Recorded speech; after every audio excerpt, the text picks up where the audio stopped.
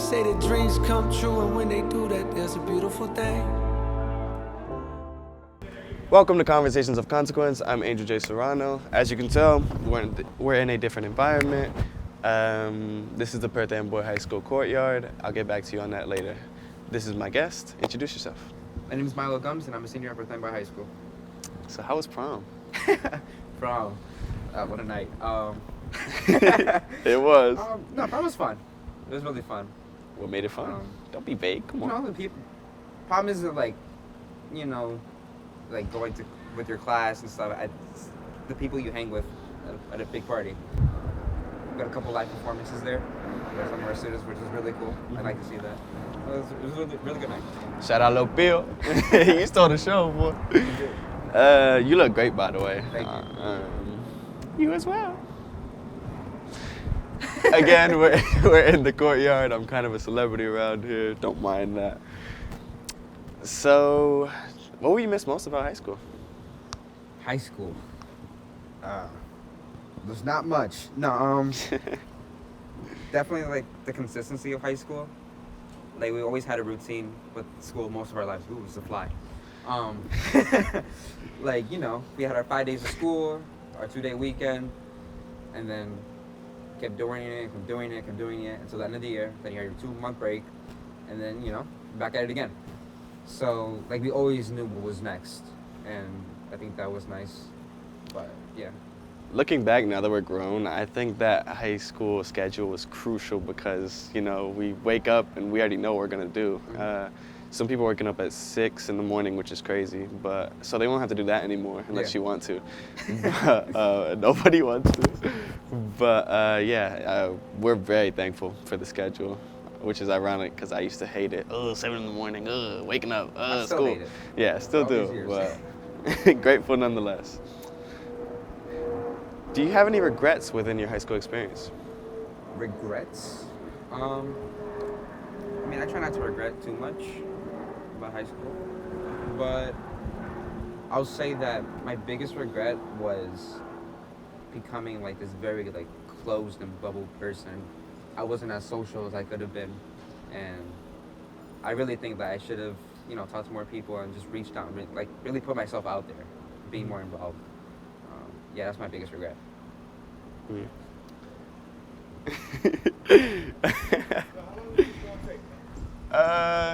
A bit longer, just a bit longer. We're going to lunch soon. That was our security guard, Henry. Yeah. I don't know his last name yet, but I'll get to you later on. I'm sorry, hold on. Oh, when you're out of high school and in college, what do you plan to study? Oh, I plan to study film and screenwriting. Why? 'Cause I like it. No. No way. Okay, I'll give you a little Insight. story. Insight. When I was younger, I always wanted to be a scientist. But over time, that love for science just kind of died out. And I actually became really interested in acting because, I love TV and I love movies. So I took a little acting classes in middle school. I really enjoyed my time. But it was only until, I believe, 8th grade when I had to film a PSA for, I believe it was language arts. And I directed the whole thing, wrote the script, and, got a bunch of people at my house together. We filmed this project. And it was so stressful, but it was so much fun just putting everything together. And the video came out terribly. It was really bad. But I really discovered this is something that I enjoy doing, and I found it a whole lot more better than acting because I was able to tell my own story rather than just tell other people's story. Would you say that your failure helped you? Oh yeah, definitely. I think failure was that failure was necessary.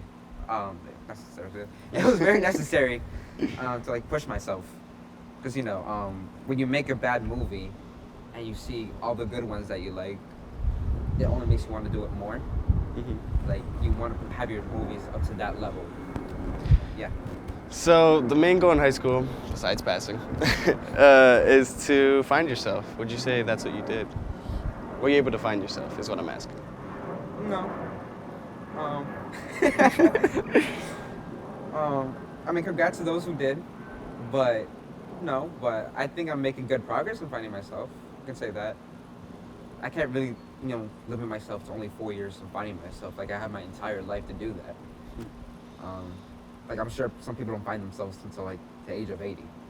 Jesus, that is a scary thought. But it's their journey, Yeah. Like not everybody has the same journey.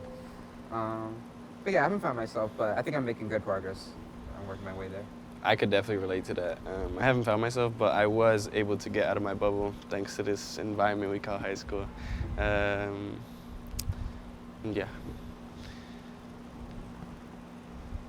Do you have any role models? Role models. Yeah. Oh yeah, I had a big one. Donald Glover. You may know him. You may know him, Childish Gambino. Yeah, he's definitely my role model. Why? Come on. Why? Okay. He's Let me gatekeeping. ramble a little bit. Donald Glover, he's a person who I believe has maybe achieved being limitless. I know he probably isn't, I don't think anybody truly is, but he's definitely in a position where he's able to tell the stories that he wants to. I mean, have you seen Atlanta? Of course. I love Atlanta. Great Exactly, show. Like, I remember in an interview, he had to literally lie to the FX team about what Atlanta was about, and give them, like, very surface level details about it. And once he had the show rolling, he could really, like, push it and mold it into the story that he wanted. And that's what he does for a living. Like, I find that incredible. Mm-hmm. Like, you're telling the stories that you want to tell, you're doing comedy, you're making music, and you get to do that and, like, have a family at home. Like, that's incredible to me. That reminds me of my role model, J. Cole, Jermaine Lamar Cole. You got the rainbow shirt Yeah, on. shout out to Dreamville. Hold on, let me get the little promo in. This guy. That's my guy. He's 37, and I'm sure Gambino's very old. He looks old fart. Stone's 37. 37, like they're very old guys. Well, not very, but they're old guys doing what they love. Like J. Cole playing basketball, doing music, raising a family. It's just all insane. Speaking of raising a family, Father's Day. Yeah. Anything you want to say to your pops? Or about your pops? My dad, he's always been very tough on me, but he's a very loving guy, and I wouldn't be where I am without him. Like, supported me through anything that I needed, and yeah, shout out to you, pops. Happy Father's Day to all watching. Happy Father's Day. We're a bit late, but we try here. So this is kind of I think cliche is the word I'm looking for. Okay. Very common asked question. Is there any advice you would want to say to your younger self? Maybe advice that you needed when you were that age? It's a hard one. My younger self, younger Mylo. Okay. Stop being afraid to chase the things that you want. I know I spent a lot of my time stopping myself to create, whether it was like certain films or writing certain scripts, and just try different things. Because I was afraid of what other people would think of me and if it wasn't ever going to be good. But I think that I needed to take that next step in order to get better, essentially. Mm-hmm. And if I stop myself, then I obviously can't get any better. So, yeah. That reminds me, in my last interview, I believe, with James Garcia, he mentioned how you should always be stubborn because being stubborn, you get what you want naturally. And if you're not stubborn, you're not going to get what you want, So I think that goes hand in hand with not being fearful. Like, if you're not in fear of what you want to do, then you'll go after it, which is a very true thought that I've come to realize. Last question.